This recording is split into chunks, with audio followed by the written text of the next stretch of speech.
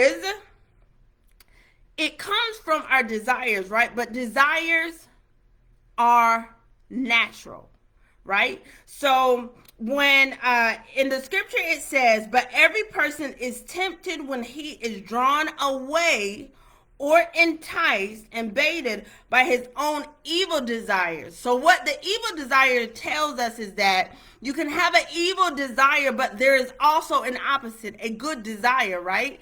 And the majority of the things that we are tempted by are things that are not necessarily bad. So it's not like, just like I'll use myself for an example. We overeating. Food is not bad. We need to eat to live. So it's not the action or the desire in itself that is wrong.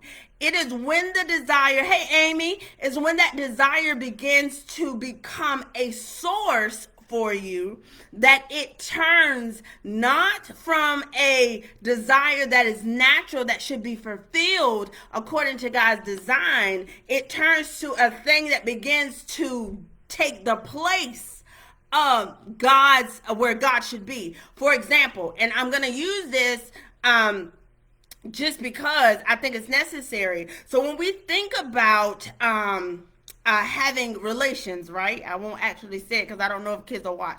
But when we think about relations, right? Having relations or being in a relationship and being intimate with your husband or your wife, that intimacy aspect of the relationship is a beautiful thing.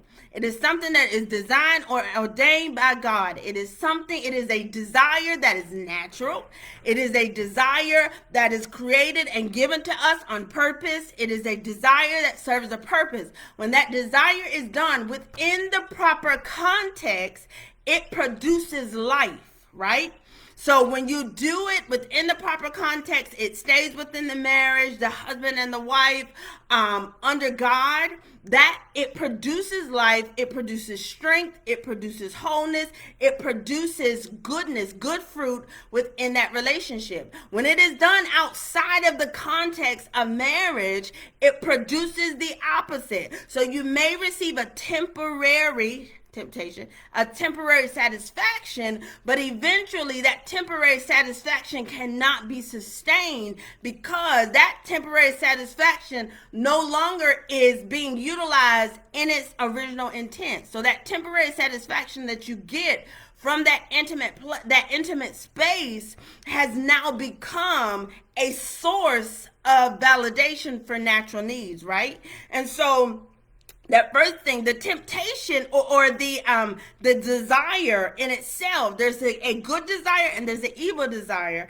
The desire in this being drawn away is an evil desire. So that's a desire that is operating outside